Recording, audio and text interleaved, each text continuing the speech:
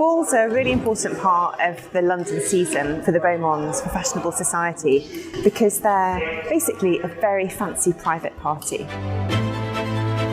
We're at the first ball of the season, hosted by Lady Danbury. That's me. We've got chandeliers here worth millions. That's how fabulous it is. And it's my house.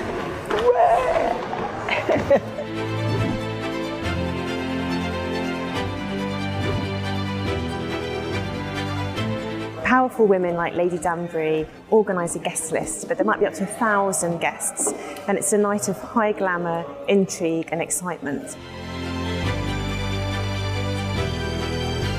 So most of these big London houses had a ballroom like this that could accommodate really 1,000 people, and they'd be decorated especially for the evening. New art would be brought in, people would hire in flowers and other kinds of decorations. Something that I had no idea actually happened until I came on board this show, which is that sometimes in Regency balls they would get the staff to chalk and will hand paint a decorative motif on the floor of the dance floor.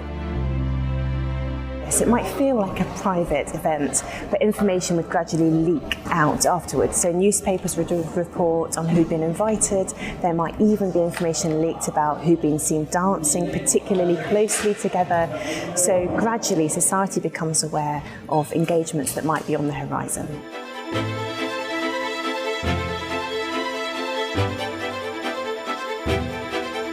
It's an important element of the marriage market because it's a time when men and women can spend time together, they can have a bit of a conversation, they can get to know each other, and it might be the start of an engagement or a flirtation.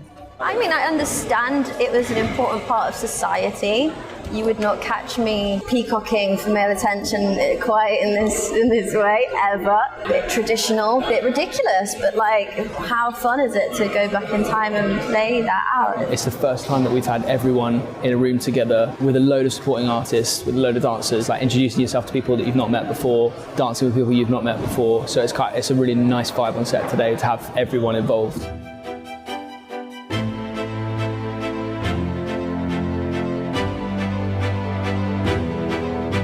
Society is going to judge you on how you look, who you talk to, but also how well you dance. Now the key is the number of dances that you might do with one individual gentleman or lady. If it's your first ball of the season, you probably want to dance with a sequence of men. You have a dance card so you can organise that, keep control of whose turn it is next. But if there's one guy who's really put your attention, then it's the 2 dancers that you're after. I was really anxious about doing the dancing. I remembered all the moves, so did Colin. And I think we all just sort of fell into it, really. It's all muscle memory. I'm really happy with how it went. It's really lovely seeing the boys dance and dance so well. Like, both Lukes are doing such a great job. I mean, we've been really, really blessed.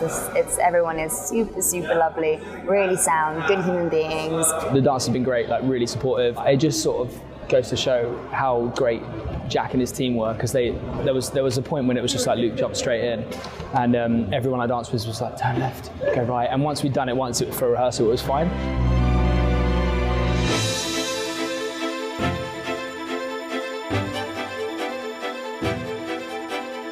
We had the same dancers for this in the Danbury Ball as we had at Vauxhall Pleasure Gardens as well.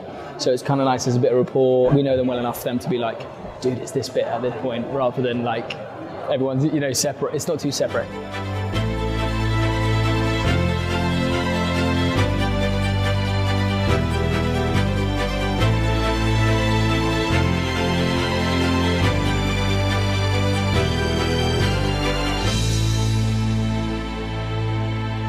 Okay? Yeah. So what we've already done is absolutely fine. Absolutely fine. Right, we good? Let's walk it twice, shall we? And my job is to make sure the actor feels comfortable enough that they can breathe, so that they can connect to their inspiration, so they can be playful. It's about them, it's not about me. Being a movement director, it doesn't matter how well I can dance or how well I can move, or vice versa. It's about how well they move and connect to the work. When I read the script, the first thing I'm doing is, who is in the dance? What could they possibly dance that reflects their character? I take it from the character, I take it from the situation, so I try to get a marriage between the character and what is the emotion and the situation. I've been working now, I think it's for about 31 years, and I'm really proud of that. I can honestly say, and in my interview I said I would kill to this job. Danny, connect with her. Yeah. The ball that we're filming this evening is the ball that takes place at Vauxhall Pleasure Gardens, and it's really, really fantastic. It's in the first episode because we have a contrast. The most fantastic thing about this ball is the contrast to the Danbury ball, which is the first ball, which is an invited ball, and you know the only people that get to go to that are the people that Lady Danbury likes, the in crowd. This ball is a public ball. If you can pay your penny, you can go. You get a very different crowd, and therefore you get a very different vibe.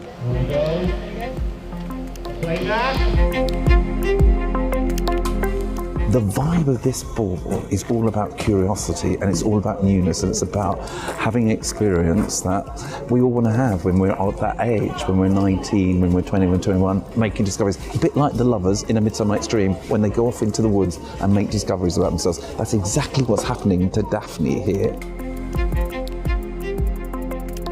This is the festival that I will be going to. This is the only festival, but I love it. We're doing the scene where the Bridgertons enter the Vauxhall Gardens for the first time, and Daphne is a little bit on edge at this point because she hasn't found herself a suitor. When you read the scripts, you can only imagine what it's going to be like. You have a certain image, but actually being here and seeing it all, and, I mean, it's amazing. It's overwhelming, yeah.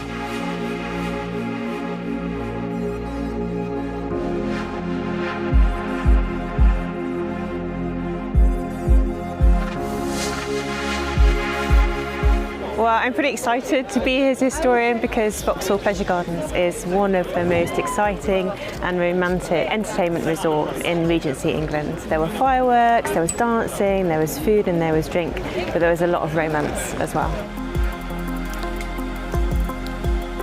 So there's something really thrilling about being outside in the warm summer's evening, watching the sun come down, and then seeing the gardens illuminated all of a sudden. There was something just so transporting about this place that it was incredibly famous around the world.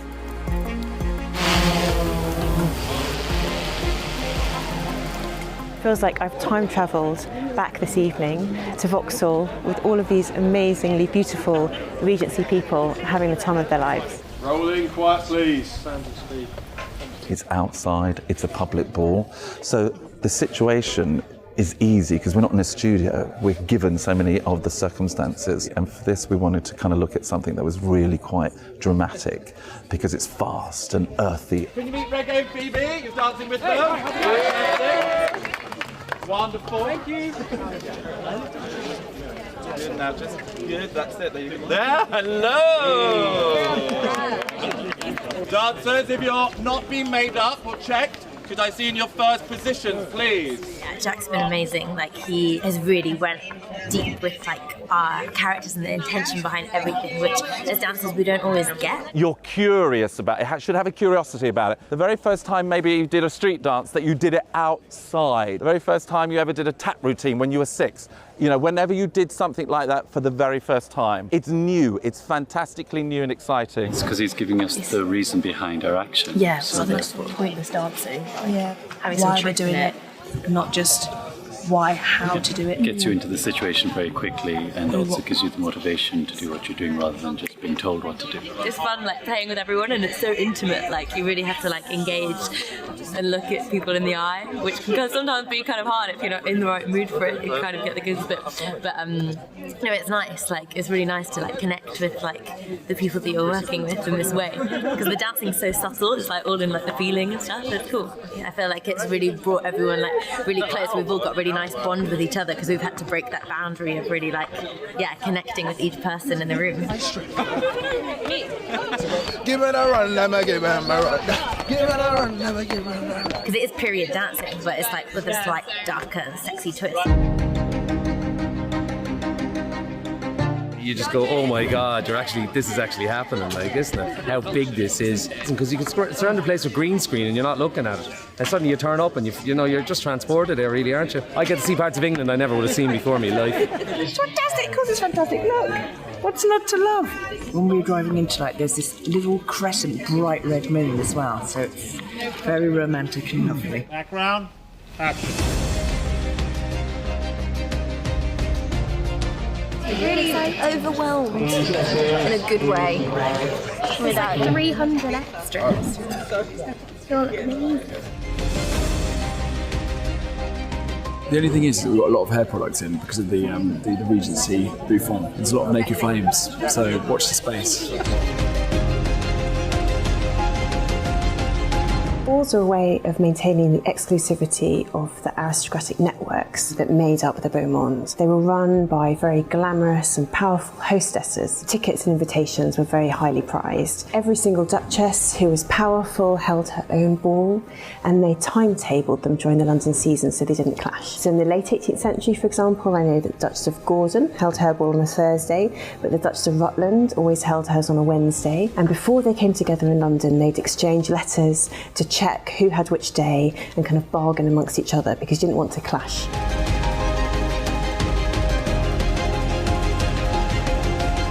We know from the historical record that some of these parties were incredibly elaborate. They had all kinds of amazing performers.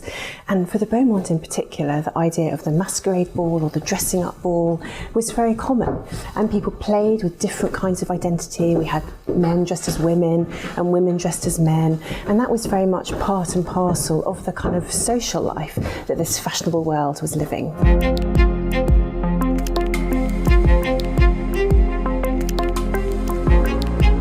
Lady Trowbridge is throwing the best ball ever. This is the kind of ball I would want to go to in real life.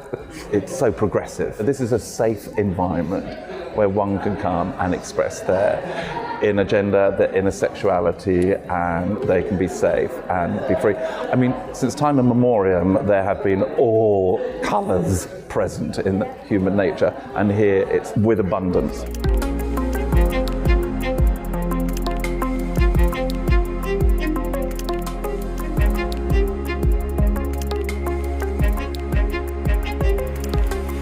For me, as a movement director, that's very, very exciting because it allows me within the choreography to be far more expressive and encourage my dancers to realise that so that they can express a femininity for the men and for the ladies. They could lead if they wanted to lead. And so it's wonderfully exciting to draw parallels with the modern. Also, the buzz has been really good on set for all the balls that we've used. I've been quite fortunate enough to do quite a few period dramas, but this one's been great because Jack, the choreographer, has been fantastic at like breaking it really down to like authentic dances from the era. So it's been a challenge, but like a really fun one. And he's just brilliant. We love working with him, and our rehearsals are so fun, and we practice it over and over and over again, so it's in our bones. And roll playback. A little bit louder, please.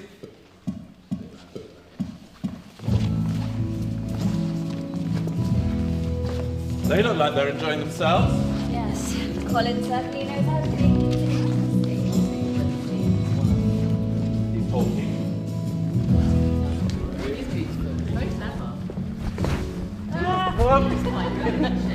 It's brilliant. The part of this crap. Well, I feel with a lot of these dancers, they're up in the shoulders. I don't know whether that's a period thing, but a lot of what I'm thinking about when I'm actually dancing is raise the neck, and something that we don't do when we're dancing now. It's like this. It's getting low, isn't it? Yeah, it's like get low, get head down. But period is very much, it's all here. So mostly now I just feel that I'm thinking about posture more than anything. I think with a lot of these scenes you can be in your head, and when you do something like you add the horse riding or you add the dancing, it takes you out of your head and into the present a bit more, and I think that's really helpful for an actor.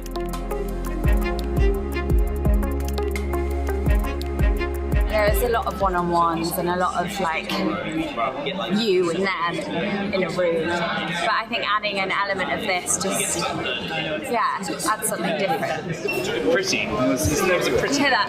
No, because I meant. Say that again, David? So, Phoebe, I just want to say that was fantastic. Your dancing was really good.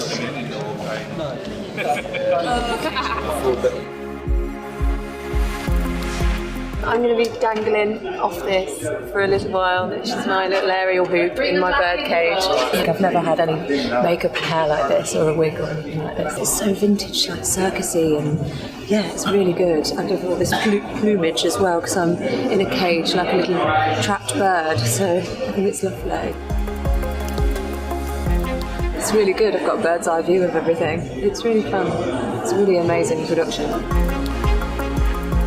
Lots of considerations. So obviously we've got lots of background, so time of getting them ready, lots of cast, big scene, lots of dancing, and then it's just all about time and managing and trying to do it in sections. It's about a 4-page scene, splitting into parts, and then working it through bit by bit. So we've had about 3 big scenes in here with about 5 dancers. But we're almost there. It's Friday. It's going really well. Okay, we're set and roll playback. And background action and action.